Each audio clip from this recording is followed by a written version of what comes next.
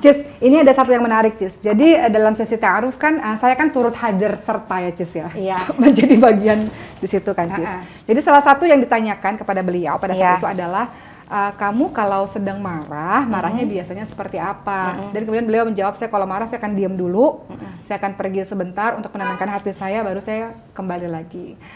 Kira-kira dengan manajemen marah seperti itu, dengan karakternya Ricis, menurut Ricis itu seperti apa? Ketika Ricis, insya Allah takdirkan dengan seseorang yang ketika dia marah, dia memilih untuk diam dulu, pergi dulu sebentar, sampai tenang, dia kembali lagi. Apakah Ricis begitu juga? Atau enggak, pokoknya harus hari itu dibahas, saat itu dibahas, atau seperti apa? Sejauh ini Ricis, kalaupun ada yang nggak cocok, atau ada penyakit hati yang memang harus nggak cocok gitu, memang ngelakuin hal yang sama. Cuman gimana caranya biar harus selesai di hari itu?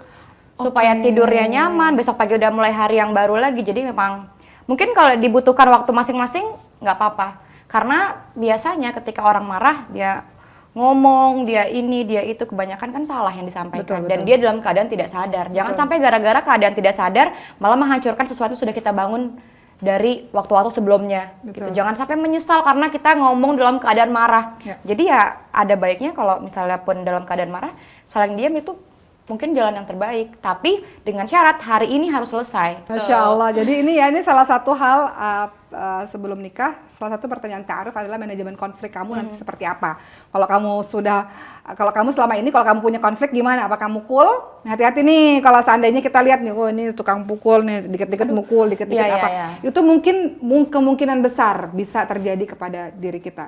Atau kalau kita lihat misalnya ketika masih ta'aruf, marahnya adalah marah yang melengking, kata-katanya teriak, sumpah serapah dan sebagainya, kemungkinan pun akan terjadi dalam rumah tangga. Jadi pertanyaan salah satu yang penting untuk teman-teman ajukan dalam masa ta'aruf adalah bagaimana manajemen konflik. Kalau kamu punya konflik, kalau kamu marah, apa yang biasanya kamu lakukan? Tadi Ricis bilang, diam tuh nggak apa-apa. Benar tuh, Cis. Karena Rasulullah ingatkan kalau kita marah itu memang lebih baik kita diam aja. Diam, duduk, berwudu. Betul. A'udzubillahi minasyaitonir rajim, karena kita lagi dikuasai syaitan.